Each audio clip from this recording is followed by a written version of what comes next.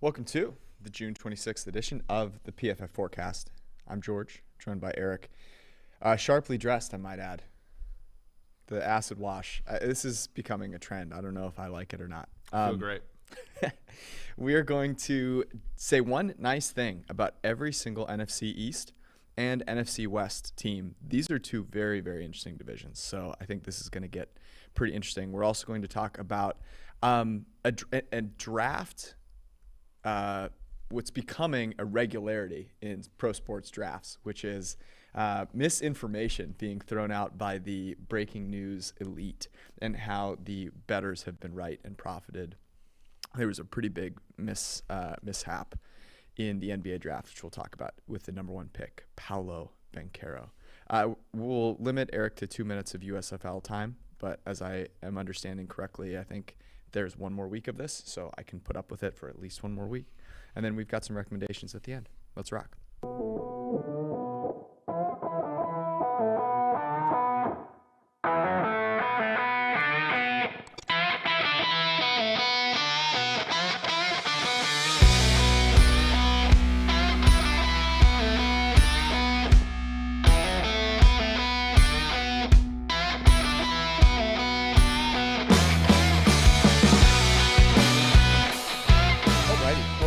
Everyone joining us live on this beautiful Sunday. Thank you. We're both back in Cincinnati. Great occurrence. For a moment. For a moment like this. Yeah. And you celebrated by wearing just an incredible shirt. So for anyone, for people watching, Eric and I agreed that we planned to go to dinner after this. So before I walked out of my apartment, I made sure to be cognizant of the fact that I would be going to a restaurant where other people would see us. So I wore a shirt I thought befitting of that. Did you do the same, or is this a complete accident? I don't know. I mean, people in the chat, let Eric know how you feel about I mean, I got into the office just like an hour ago, did some work. Prior to that, I spent my morning, I did a 45-minute, 10,000 meter row. Look at you. In the same shirt? No. Oh, okay. Today was like a chill day. But you and I mean, like, I'm wearing like sweat shorts. You're wearing sweat shorts. It's the shirt. And look, I'm also wearing normal shoes. The people can't see the shoes. How would you describe your shoes? Well, I left my like normal shoes, my Brooks shoes at my parents' house where I stayed last couple weeks. Is that a recommendation? They are good shoes. They are easy to work out in, and I like them. So I'm wearing Under Armour basketball shoes. Let me describe your shoes. They're moon shoes. Let me describe your shoes. The shoes that Eric is wearing are the shoes that when someone wears, they play the 4 or the 5 and pick up basketball. Right. That's what those shoes are. But I stretch that 4 out though. Mm-hmm. I can shoot the basketball pretty well. Very true. Yeah, I mean, I'm just it's a comfortable Sunday. You know what I mean? This is going to be a good week ahead of work. No judgment. Yeah. No judgment. Let's talk quickly about the NBA draft, because this was really interesting. And we'll give kind of a high level here for the people. Let me set it up, and then I'll pass it over to you. So we've bet, obviously we talk a ton about betting the NFL draft. We bet the NFL draft every single year. And I would say it's one of the better opportunities to make money betting. You know, if you bet every single Sunday and you bet spreads and totals, it's really hard. With the draft, there's a ton of opportunities to, identify misalignment in the market and pick up on information that you can get. And of course, these are not, totally random events that, where you don't know things. You can know things. Now, you generally accept that guys that are breaking news, like an Adam Schefter, like a Woj, are going to know things better than the rest of the population. They tend to do a good job of that. Yeah. In this recent draft, there were 3 guys that were presumed to be options at the number 1 overall pick. Paolo Banchero from Duke, Chet Holmgren from Gonzaga, and Jabari Smith from Auburn. Now, I'll just tell you, when I was paying attention to the odds, I think, it was the day before, so it was Wednesday morning, Jabari Smith was minus 1,000. Banchero was like plus 200 or 300. And I found that interesting because like 2 days before I was in the office and I was talking to some of the guys here about it. And I was like, Banchero's got to go 1, right? Like, he's the best player in this draft. Like, he's going to go number 1. So I was surprised by that. Apparently the betting public was even more surprised. Yeah, I mean, I didn't pay a ton of attention to it. My friend Sam Panianovich, who has the Chicken Dinner podcast that I've been on a few times, like, he was giving out like over-unders and stuff, and like I think I bet Ibaji, the guy from Kansas, under 14.5 to be, you know, and that was one I took. But for the most part, I was not involving myself in this situation. I don't know that much, and you know, Adrian Wojnarowski, you know, has been like a pretty good insider for a while, from what I can tell. And guy, I think it's important to say, like, everybody says, like, well, why wouldn't teams consistently give Woj bad information? And I think people, and our friend Brad Spielberg are going to talk more to this, but like, the reason that somebody like Adrian Wojnarowski is able to get the information he is because he passes information that is valuable to teams, to teams. So, you know, for example, if one player is on one team and you know, he's under negotiation for a contract, if there is a similar player on a different team that's, you know, teams are trying to start negotiations with, he can give information as to what the terms are in current negotiations, so that teams can benefit from his inside information as well. So it's not a completely one-sided thing.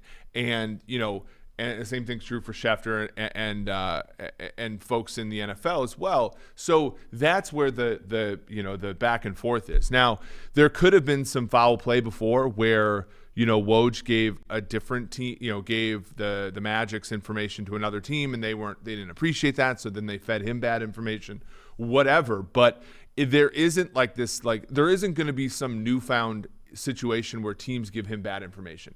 This was a situation where he got bad information in a singular event, and ultimately what happened was, and our friend Drew Didensick, I think, really, you know, hammered this through, is like, you know, betting networks did a really good job of synthesizing information and ultimately laying down money on Banchero, like, over and over and over again, to the point where every time Woj came through and gave his opinion, ultimately, which it's just very similar to when Adam Schefter gave his information that Mac Jones was going 3, the bettors fought back, right? And so where I profited was, you know, I was up at like 10 doing some work, and I logged onto Twitter. I looked at some of the people that I respect, and they were looking at these markets, and Banchero was like becoming even money, becoming minus 190. I think by the time it was like Thursday morning, he was like minus 190.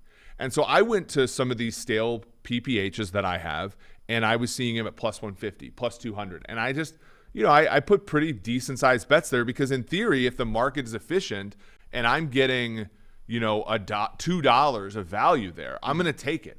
And ultimately what ended up happening was, by middle of the day, Woj had sent his tweet out. By the way, his tweet was very possibly like finely worded to not necessarily say that he was not going 1, but that he was going to a certain team.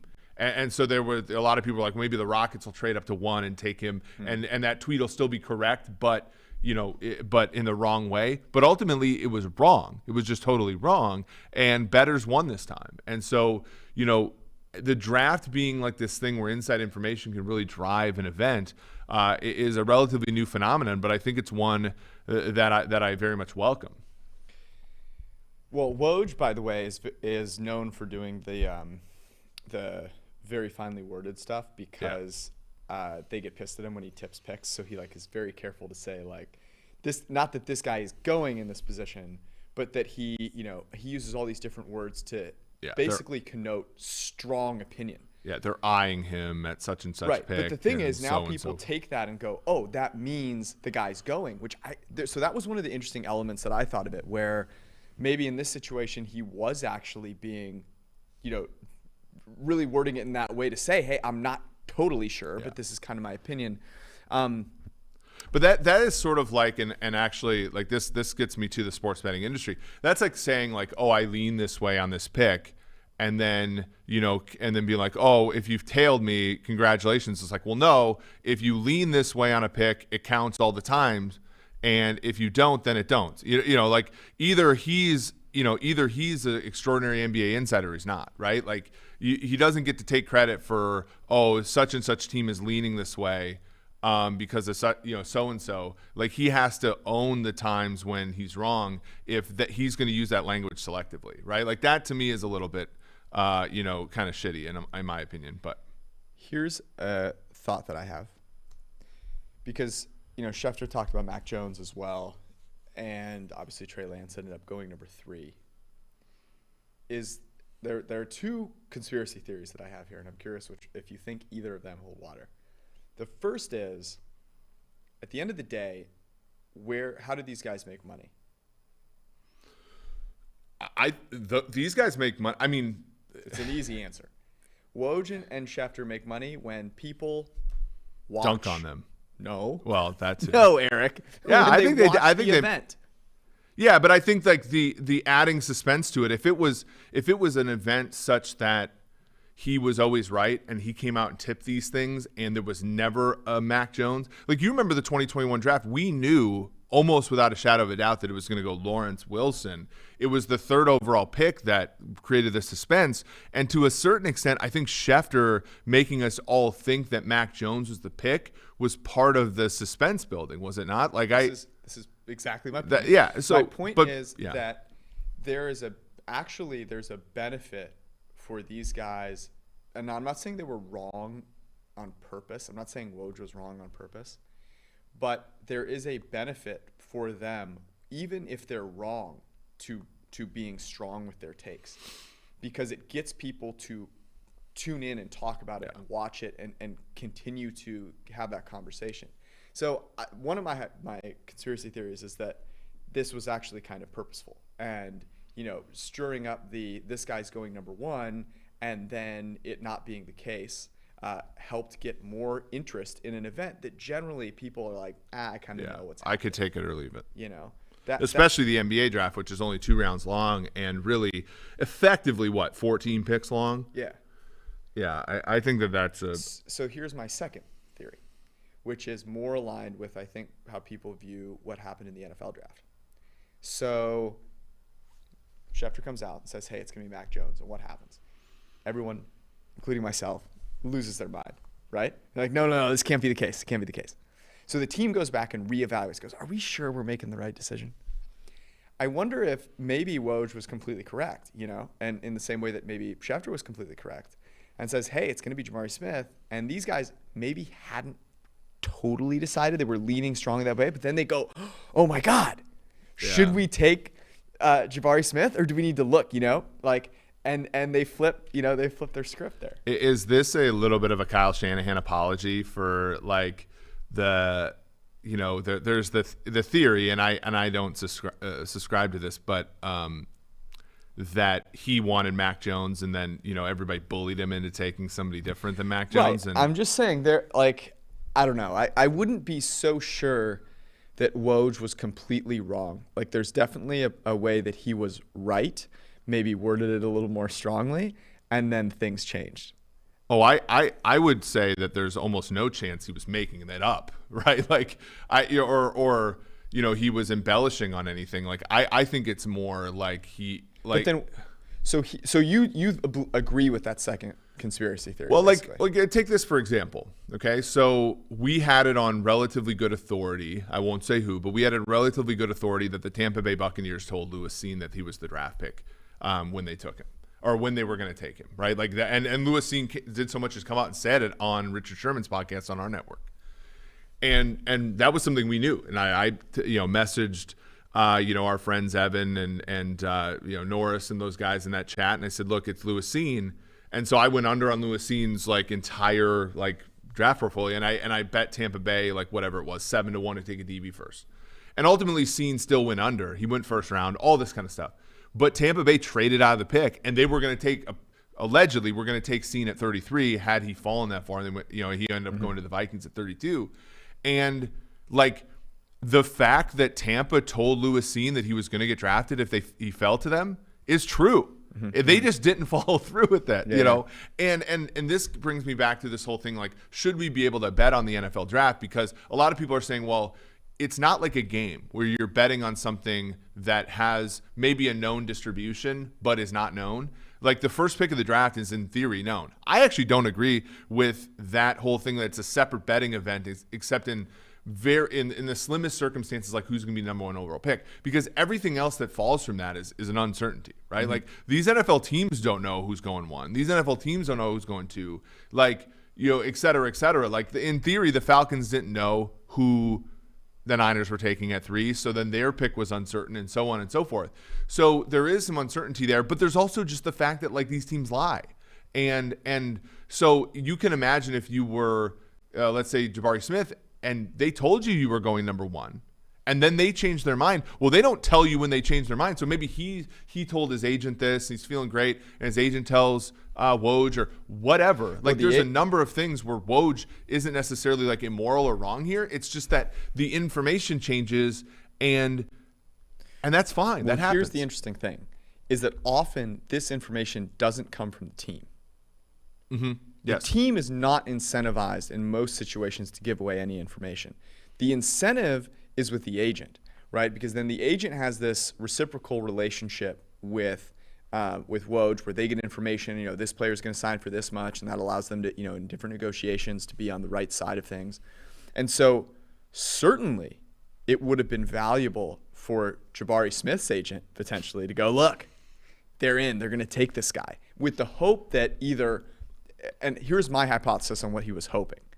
He was hoping that the Rockets would hear that and go, oh, yeah, shit. Because everything out there was that the Rockets wanted Jabari Smith. So by saying, hey, Jabari's going to go number 1, the Rockets would go, okay, we'll trade up to get him. Yeah. He knows that the Magic don't want him. And so he's hoping that he can get his guy taken number 1. That's how I believe it truly went down, and it was an agent thing, and Woj listened to the agent, and that'll probably be the last time. But ultimately, like, here's and we're here to help bettors, and we're here to help folks, in the space navigate these things.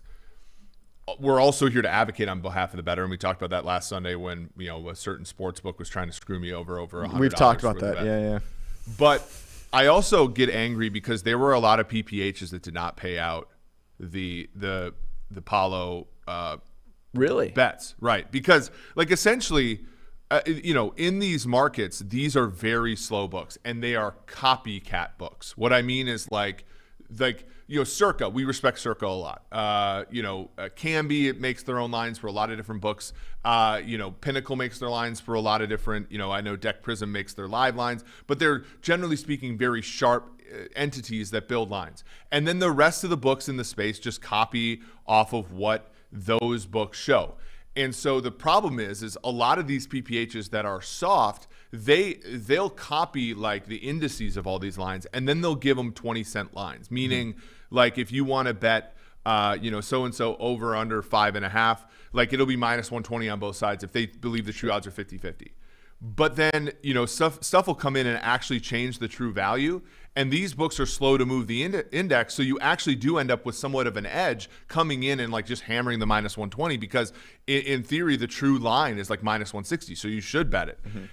And then oftentimes these books, and we've had this happen to us in the NBA draft before, will say, well, actually we made an error, and so we're gonna refund we're gonna refund your bet, but we're not gonna pay you out. And like ultimately, I think that's like kind of the most chicken shit thing I've seen in a long time, which is that you're not gutsy enough to like make your own lines, and then you're so slow to like copy somebody else's that you don't pay people out. And so that's a thing to realize in these. Don't be too levered up because they won't pay you when you lose and you do this, and sometimes they won't pay you when you win when you do this. So just be careful. Do you know who always pays me when I win? Oh, who's that? Underdog Fantasy. Oh, nice. So if you're tired of getting totally screwed by some shady sportsbook in Antigua and you don't want to look like Eric as a result of that, you should go play Underdog Fantasy Best Ball. First off, they have a really sick app, so go download it, Underdog Fantasy, on the App Store or UnderdogFantasy.com.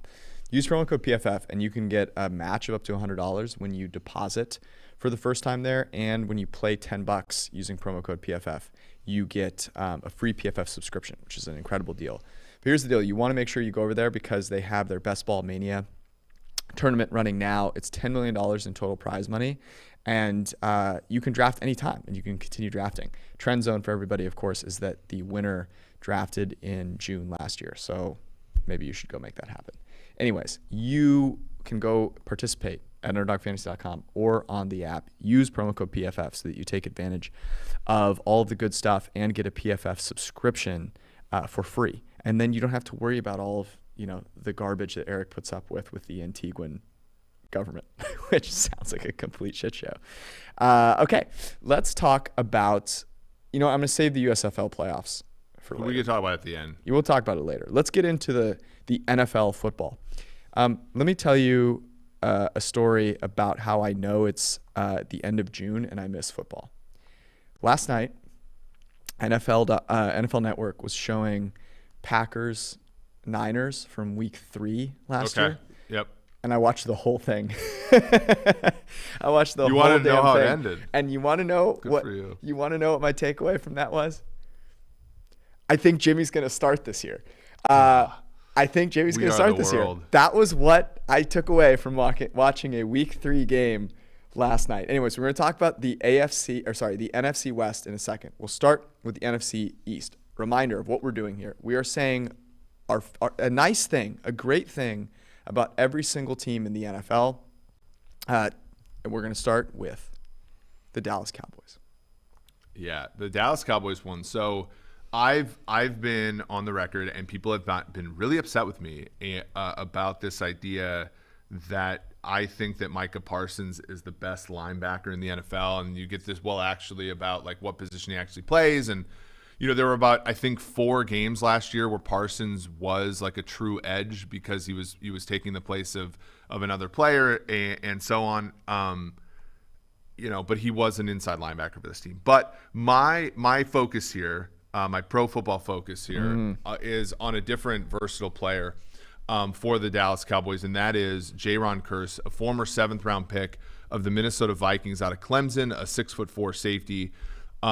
This season he earned 0.45 wins above replacement, as like sort of a, they wanted Keanu Neal to be this guy. They wanted and he ended up being this guy. He had 33 stops, he had 11 pressures, 10 pass breakups, 2 interceptions and a sack. He just missed 4 tackles in 1,073 snaps. This team was horrible in 2020 at like stopping the run and stopping they were horrible at everything defensively, but they were soft. And I think having Jahrour Kearse, like a safety who can play really tough football, was a very good addition to them. And so I was really happy to see that, because he was a guy that always showed flashes when he was in Minnesota, but like never really got the opportunity to be great. And he was fantastic last year. He was a very valuable player to a team that ended up winning 12 games. This is very true. So I'm going to cheat. I have 2 things that I really like about the Cowboys, which was not what I expected. When I went into this exercise, I go, oh man, what do I like about the Dallas Cowboys? Well, the first thing that I like about the Dallas Cowboys is that they have decided to make Dak Prescott's favorite target their number 1 target, and that's CeeDee Lamb. CeeDee Lamb was Dak Prescott's most targeted player under pressure on 3rd down in a tie with Cooper and Wilson, and versus the blitz. And why is this interesting? Well, one of the reasons this is interesting is because Dak Prescott is a machine against the blitz. Last year, 112.6 passer rating versus the blitz, 122 the prior year. The NFL average is 93. He didn't take sacks either. This is the other key piece. You'd say, well, he has a high pass rating. It's because he's, taking sacks the other time. No, the NFL average is 7.2% of times that, The NFL average quarterback takes a sack 7.2% of the time they're blitzed. Dak Prescott was just 4.6. So he is really good against the blitz. He has a much, much higher than average expected points added per play against the blitz. And that's because he's throwing to his favorite target, CeeDee Lamb. CeeDee Lamb had the most targets. He was the 8th highest graded NFL wide receiver last year. He's going to be a top 5 graded wide receiver this year. That's my hypothesis. Yep. I think he could lead the league in receiving. I have made that bet at 18-1. I will take a vacation if he does so. Can I come with you? Yes, but you have to accept my shirt. Where are we going? We're going to a place where shirts are not welcome. Yeah. This is Vegas, Cabo, Miami. Marco Island, Florida, Sure. V1. That's sure. like one of my faves. Yeah. What's the demo there? Is it going to be a lot of families, though? Marco Island, Florida is not family. Okay. It's olds. Well, of way which, better. Of which I am. Way better. Don't do that to yourself. Becoming an old. No. So I have one more thing that I like. Okay. And this is a Dak Prescott data point. This is me coming back around for Dak Prescott. It didn't look great towards the end of last year. I'm going to go ahead and say that he toughed it out with an injury and played through it. Okay. And that I'm waiting to give my decision on him until I see him play this year healthy. You can go get all this information, by the way, that I just mentioned on PFF.com in the 2022 quarterback annual, which I look at every single podcast. On throws after his first read, Dak Prescott, 0.26 expected points added per play. The NFL average, 0.01. That's significantly better. That's 26 times better, in fact. His average depth of target, 13.5 yards downfield compared to just 10.8 on average. When he gets to his next read, it isn't to dump it down. Yeah. Okay. He gets to his next read, throws it down the football field, and makes accurate throws. And it's been a real plus to his game. So I'm here on Team Dak. That's what I'm here to say. Yeah, and people gave me a lot of flack for promoting Kellen Moore last week, and I get it. I don't think people like the draw play that he called against the Niners was horrendous. But I mean, you're talking about a team that was first in the NFL in scoring last year, that was I think third in yards per attempt, that was like top 10 in EPA, all while Dak Prescott had a bad leg, right? This was a 500 yard per game offense. They go into New England 500 yards. They go into LA Chargers and they win that game. They and in the second, and then they go into by the way, the Hubert H. Humphrey Metrodome and beat the Vikings with Cooper Rush as the quarterback, and they gained 416 yards. So I think Kellen Moore is actually a very good value add to this team. And so that's another thing I'll say. I know people don't agree with that, but it's true. All right, let's go to Washington. On purpose? I've never actually been to – well, I've been to Washington, D.C. a handful of times, but I've never been to I lived Landover, in DC, Maryland. as you know, for a little while. I haven't been in a really long time. And the other day I was noticing I kind of missed it. There's some really good restaurants. Yeah, of course. And obviously the monuments and stuff, of course. Yeah, the weather, an atrocity. Yeah. A lot of other things that happen there, a complete atrocity, will not. So this is a player who has been a Washington football team member twice in a trade that netted that they traded him to Kansas City for a 3rd round pick and Alex Smith, or him and a 3rd round pick for Alex Smith. And he came back after winning a Super Bowl in Kansas City, and he's been pretty damn good since. And this is Kendall Fuller. He tied for 3rd in the NFL last year with 14 pass breakups. He had a pretty good PFF grade. I think was 3rd among corners. He was somebody who, like, everybody thought of was a slot guy. And then last year, St. Juice, a young player out of Minnesota, played that position a little bit. So he got to play inside and outside. In the end part of his Chiefs career, he was playing free safety because Juan Thornhill had torn his ACL. This is like a very valuable member of that defense. And I know that their defense struggled last year, and I get all that. I think if they rebound, he's going to be a player that everybody's like, oh, wow, we never realized he was pretty good. It's like, well, no, he's been good. One player being good on a defense doesn't show up when the whole defense is being terrible. So I think Kendall Fuller's a pretty damn good player. And I think the football team / Commanders they're lucky to have him. And I think he was a very good player for the Chiefs when he was there. And big part of that Super Bowl win, and he's a big part of whatever they'll be this year. Whatever they'll be this year, yeah. By the way, let me just say definitively, we get this out of the way, that the decision made by the Supreme Court in Washington this weekend, and we're a sports podcast, but that doesn't mean we ignore things that happen in the world, in my opinion, was a disaster and set our nation back. Yeah, I think regardless of what you believe about that, an unacceptable opinion is that we can't express ours about it. I think there's nothing more dehumanizing than being like, I listen to you for sports. Chop. Anybody that says that in the comments will get a fuck you from me. I'll just say that you can believe what you want about anything, but this idea that we have to be like stoic about basically anything, and we're not going to break it down like we're Supreme Court constitutional whatever. We're not that, but it's fucking bullshit. Yeah, and again, like I said,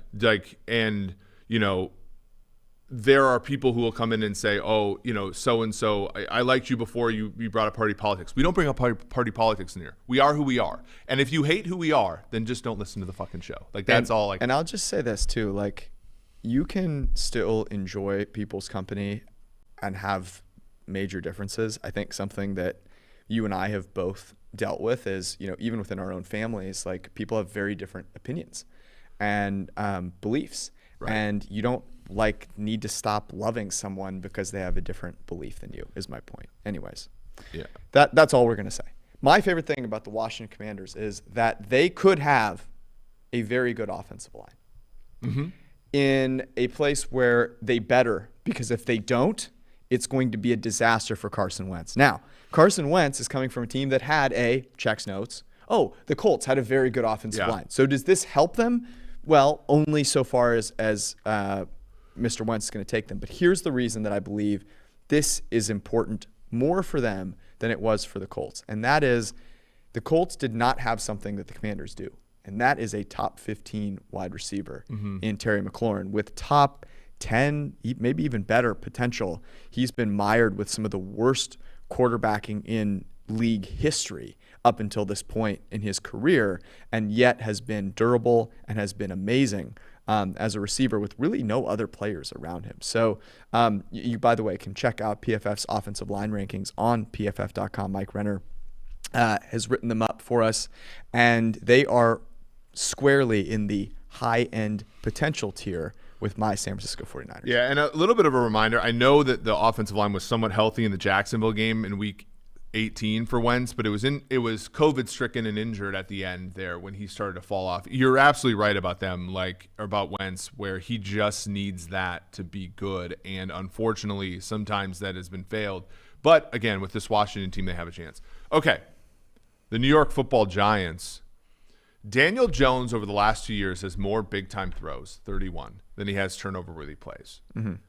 Now, that's 29, by the way. That includes fumbles, that includes interceptions thrown, that includes all that stuff. I think Daniel Jones was nowhere close to as good as Giants fans wanted him to be in his rookie year, where if you looked at the statistics, and this is where, again, it pays to be on the side of PFF. But when you look at his statistics in his first year, they were very good, as far as to the average eye. You're talking about 24 touchdowns, 12 interceptions, right? In year 2 was 11 touchdowns, 10 interceptions. Year 3 it was 9 touchdowns, 7 interceptions. His yards per attempt, by the way, have been the same every single year: 6.6, 6.6, 6.7. His PFF grade has actually gotten a little bit better. He's taking care of the football a little bit more. I'm not saying Daniel Jones is great. I'm not saying that he's going to earn a second contract. I do think that he is above the line of demarcation that folks are maybe not necessarily giving him. Yeah, this was the one where I was going to say the same thing that you were. All the points that you make about Daniel Jones, I feel are analogous to basically saying the one great thing, or the thing that I am most excited about for the New York Giants, is that Joe Judge isn't their coach anymore. And I've made this point before, but I'm going to throw it out here again, which is I'm not saying that Daniel Jones is Josh Allen, because he isn't. But he's also not an immobile, goofus. He's not a hack. And there is an opportunity here for a lot of the things that Buffalo did, that have helped them be really successful. And one of them is that they put Allen on the move as a runner. And that can really help an NFL offense. We've talked about how generally, NFL run plays are negative expected points added. They take you further away from scoring than they do to scoring. But when it is a designed quarterback run, that is far from the case. And obviously you're not, you're doing that with guys that are athletic. My point is Daniel Jones is athletic. So that's really the kind of the main positive here, is that even with a team on offense where I don't think you go, oh man, I'm super excited about all the weapons they have. Is it Kenny Golladay and Sterling Shepard, and if Kadarius Toney is there, I'm not sure you're ecstatic about that. I'm not sure you're sitting here thinking that Saquon Barkley is magically turning into Jim Brown anytime soon. But what you should be excited about is they did get 2 rookies in Thibodeau and Neal that, if Jones plays as you said he did, can be a real difference maker here. Now, it only will matter if Jones plays well, but that's the thing I like about the Giants. Yeah. And rookie offensive linemen don't generally play that well, right? We saw it with Andrew Thomas. We had a few offensive linemen. Slater played well last year. I think Darisaw, when he was healthy, played okay for the Vikings. If you just get okay play out of Neal and you get the play that Andrew Thomas performed at last year, you're just going to be so much further ahead than you're normally used to being, as the New York Giants. And if they do that, then I think Daniel Jones, they're going to be able to hit on where he can make plays. All right, Philadelphia. Philadelphia is getting a lot of praise, and I think that rightfully so. I think that they fleeced New Orleans for that's subsequent second or first round pick. They got AJ Brown, which is going to really help them. I even think what was one of the things that was tantamount to their Super Bowl run in 2017 was a former first-round bust. Nelson Aguilar played really well in a defined role. You could possibly see with Smith and Brown maybe less on Jalen Reagor's plate, maybe he plays better. But this offense really started to take off because Dallas Goedert became an elite tight end last year. He had a 90.7 PFF grade. I think he's, a pretty damn good player that we're not really paying attention to. I think Mark Andrews, Dallas Goedert are 2 tight ends that really are difference makers in the NFL that we don't think about on a weekly basis, but he's certainly one. And I think he'll continue to be a force multiplier for that Philadelphia team. Let me get back on my Jalen Hurts soapbox here. Jalen Hurts, 10th highest graded quarterback in the NFL last year, 81. That was with, now I agree with your Dallas Goedert take there. That was with a receiving core who, thank God Devontae Smith showed up. But Devontae Smith was a rookie, that was not a good receiving core. And he came in and actually, as a passer, did some things that at least made him about league average as a passer. And you can win with that because guess what he does as a runner? Elite level stuff. And the thing that I like most about him is this data point. He actually took a sack on just 13% of his pressure dropbacks, which is well below the league average and 4% lower than it was the year before. This is despite holding onto the ball for 3.2 seconds. NFL average 2.7-ish, 2.75. That's encouraging, right? I'm not sure you're ever expecting him to be, Tom Brady with his accuracy or Peyton Manning with his diagnosing of defenses. But also those guys couldn't move at all, and this guy can move. And so I believe with that kind of play, continued maturity from the receiving core, a really good offensive line, and the addition of A.J. freaking Brown, that is massive. That is going to be huge for this team, and I think Jalen Hurts is going to be able to take advantage of it. Yeah, I think that they're in a very good spot there. The question becomes, is Jalen Hurts, do they lean into a lot of the stuff that made him great last year? Do they stretch him out a little bit, as a passer? I think that the answer to that question is honestly the answer to whether or not that team goes over their win total, wins the division, all that good stuff. All right, Los Angeles Rams, the infamous Rams. This is the NFC West. This is the NFC West. A'Shaun Robinson was a top 10 defensive interior last year in terms of value. Now, I know it's because they played a lot. They played a lot of games, 21. But he also, was just really good. 44 stops, 20 pressures. Really, when you look at all the stuff Raheem Morris did for that team, the running the 2 high, having the split safeties, having the, sort of disguising coverages, all that stuff on the back end to confuse offenses was because, obviously Aaron Donald, Leonard Floyd, Von Miller, all those guys are great, but it takes a fire hydrant in the middle to stop the run. And A'Shawn Robinson, formerly of the Detroit Lions and Alabama Crimson Tide, was very much like a key part of that we're not talking about. And, especially because Sebastian Joseph Day got hurt, couldn't play a lot of the year, he stepped in and really was a cornerstone for that defense en route to their Super Bowl. You are correct.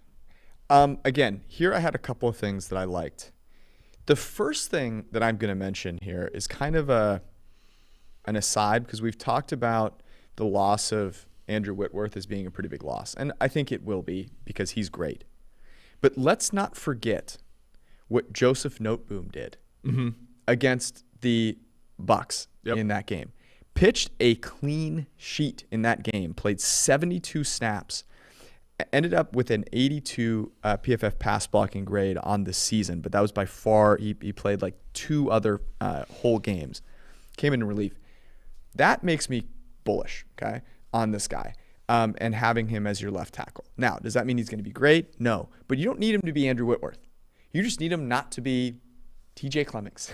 Yeah. And if he is, then you're in a position where a huge potential loss might not be really that big of a loss at all, and that's a young player that you can have playing tackle for you for a while. Well, that was certainly part of the handicap in that divisional round game. Yes. That the Bucs were without Tristan Wirfs, and the Rams were without Whitworth, and Noteboom was clearly better than whatever Tampa Bay put out there by a mile in that game, and a big reason why they won there. Okay, your San Francisco 49ers, San Francisco is kind of weird, right? Because you have the Debo thing. Everybody knows about Debo, so bringing him up is kind of too much. The Bosa's great. Warner's fantastic. And so on and so forth. So I'm going to go look into the future here. Okay. Drake Jackson, the gentleman they drafted with their first pick, I think was a really good pick. I think he's going to be what they wanted D Ford to always be, which is a situational guy, can get off, can rush the passer. He only had 69 career pressures in college, but when you look at his athleticism score was 1.2 standard deviations above the average person at the position. Like I think there's something there that he's going to come in and make that defense better than what it was before, and build on some of the promise that, frankly, in 2019 D Ford was starting to give them. And then he got hurt, and then, Buckner left, and, the defensive line is kind of atrophied over time. Like, I think he'll come in and be a very good player for them. I like that one. The thing that I like about the 49ers, and there are a couple of different things I like, but one of the kind of underrated things that I like is the way that that Brandon Ayuk turned around the season. It was not a pretty start to the season, but from week 10 onward, he had 3 games with a PFF grade above 80, and he had 3 more games, including in the conference championship against the LA Rams, where he also had a grade above 70. So started to turn that around, and that's, I think, why as you look at this receiving core and you go, well, maybe they would trade a guy like Deebo Samuel, and you go, well, how could they possibly do that? Not only was Ayuk really, he battled back and had a top 30 PFF grade on the season, which is insane. But you also have a guy in Juwan Jennings who played really, really well and almost took a lot of Ayuk's shine for a while and played a bunch of snaps after week 10 as well. So the receiving core, with or without Deebo Samuel, you obviously have George Kittle there, is one that I think shows a lot of promise. And whether it's Trey Lance or Jimmy G, I think we'll make a bunch of plays in that offense. Yeah, for sure. The whole no block, no rock thing I think was big for him. He as the season progressed, he was more involved in the run game. Arizona, honestly, this is weird because I think we all took a step back last year, and when we were going into the year, we're saying does Arizona have anything going for it? Mm-hmm. They lost. They faded down the stretch last year. They had no corners. Their linebackers were terrible. They got J.J. Watt, but how long was he going to play? Chandler Jones wasn't he he was mad about his contract. And then they get, Jones gets 5 sacks. They kick the hell out of Tennessee on the road. They go on and win and cover as underdogs on the road multiple times last year. Mm-hmm. And we all kind of were oh, huh. And then I think I'm back in the same spot with the Cardinals. Like, what is there to like about Arizona right now? I kind of agree with you. And yet, I think, okay, so I don't think Cliff Kingsbury's a great head coach, but I do think as an offensive schemer, he does have the second most unique, and I know Mike Renner's going to get mad. Unique is not, you can't modify unique. It's an absolute, but I'm going to. Second most unique scheme in the NFL over the last 2 years. Meaning, like, they do stuff that's different than other teams. And I think that's hard. Is that a good thing in this case? I think it's hard to game plan against, certainly. But I do think you bring up a good question. Like, is that actually something that just because the rest of the league isn't that dumb? Maybe, and maybe there's I do think that there is a lot of value in the Andy Reids and the Kyle Shanahans and like McVay. Actually, if you look at his EPA over the two halves of the year, has always gotten worse. So it's less McVay. I mean, Andy Reid digging that team out of the offensive rut they were in last year was a very impressive feat. Maybe we're too hard on Kingsbury because it's consistently bad second half of the year. Mm-hmm. But, like, I do think NFL defenses do get better over the course of the second half of the season. And the fact that he is not one of those coordinators that can transcend that means that he's not elite. But he's still not terrible. And I do think he's better than average, I'll say, as an offensive play caller. So that's my positive thing about the Arizona football Cardinals. I looked at this one and I went, oh. If it weren't for the Seahawks, being an absolute dumpster fire, trash, yeah, this would be the worst team in the division. The thing that I like about the Arizona Cardinals is that Kyler Murray is both a cheat code and is improving. What did we talk about all last offseason? Mm-hmm. He can't hit the double. He's not throwing over the middle of the field and intermediate levels well. Well, again, quarterback annual, which you can get on PFF.com. Promo code Forecast, 25% off, I might add. And again, just go to Underdog to play $10 with promo code PFF. Get a free PFF subscription. See what I'm talking about here. On throws between 10 and 19 yards down the football field, over the middle of the field, ranked 4th in PFF grade. And that was a huge step up. He was, I believe, 27th. I don't have it right in front of me. I believe 27th. He was definitely bottom third of the league in grade there last year.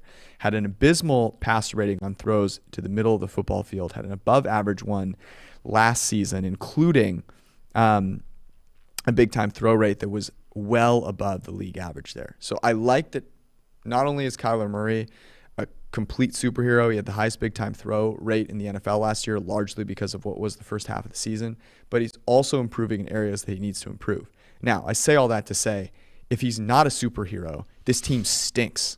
So, yeah.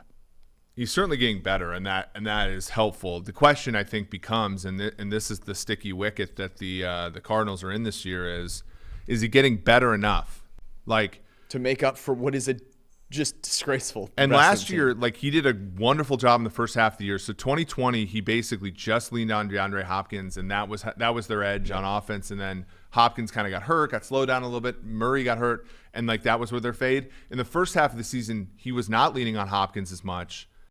And they were still doing well, so you thought, okay, maybe this time is different. Didn't happen to be the case. Injuries were also an issue there. The question that I have is has Murray earned essentially that second contract that a lot of quarterbacks get, and that teams end up regretting when it comes to quarterbacks who are sort of not Josh Allen. Yeah. Or let me just say this. He earned a top 10 PFF grade with A.J. Green as one of his primary targets. And A.J. Green had like 800 yards last year. So what is going on? About. Oh, my God. All right. Okay, lastly, this is all I can do with Seattle here, okay? Rashard, I call him Rashard, just as a joke. Jalen Richard. To Kendall Valenzuela, no who's facts. no longer here. She would always correct me because she's a Seahawks fan. She's gone now. But Rashard Penny was amazing last year. He was 7th in yards per carry when not perfectly blocked runs occurred. And when the play was perfectly blocked, he led the league, 9.38 yards per carry. Now, Seattle, are they going to be able to perfectly block anything anymore? That's a good question, right? Like, I don't know at all if they're going to be able to. But and this underscores like the whole like poverty that is the Seattle Seahawks franchise. Chris Carson, a great running back. Like, I think Chris Carson runs harder, runs better than a lot of players in this league. Mm-hmm. He's gone, right? Or like, well, no, he's there, but like, then they go get Kenneth Walker, one of the best runners in college football last year. At times, Kenneth Walker was the best player in the nation last year. And yet Rashad Penny, a guy that we got made fun of, and I remember I got it. We got shit for like making fun of them for the Rashad Penny pick. And then he ends up being great after you deny his fifth-year option, after, all this kind of stuff. This is the classic Seattle Seahawks kind of move here. Can we start a free DK Metcalf movement? Because it doesn't look good for him. They've invested in all these running backs. They have a not very good offensive line. They have a QB battle between Drew Lock and Geno Smith. Love. Like, I think DK Metcalf should just say, I'm not doing this. Like, there are other receivers out there who, I think of Terry McLaurin, obviously, because they're same draft class, who, should be looking for another contract at some point here in the future. Probably deserve better. And Terry McLaurin definitely deserves better than Carson Wentz, but at least he has a team that's got a chance to win some games. Mm-hmm. And DK Metcalf, where would you like to see DK Metcalf go? Where's a good place for him? Man. Like right now, it's got to be a place with a rookie quarterback, right? Mm-hmm. So,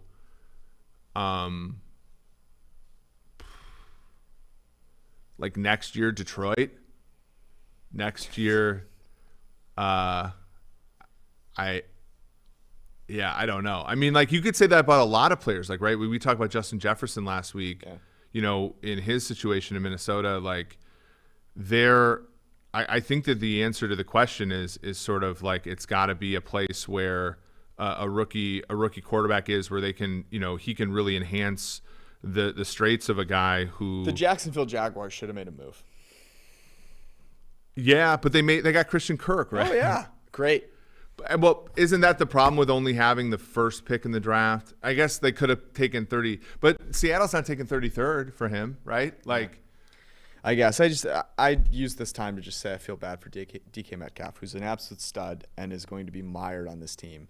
I mean, he's going to be in the miry clay. They should be. They should be a team that throws the ball a lot, and you should be kind of excited about Metcalf having a monster season. But I don't even feel that because it's going to be Drew Lock or Geno Smith, and they're going to run the ball on first and second down every time. Mm-hmm. Okay. That was one nice thing about every team except the Seattle Seahawks. You're welcome. Shout out to Ben Baldwin, who I'm sure, friend of the podcast, and Mina Kimes, also friend of the podcast, are very excited for what the Seahawks are going to do in the draft next year. Okay, let's do some recommendations here. I have a few different ones. Why don't you go first? All right.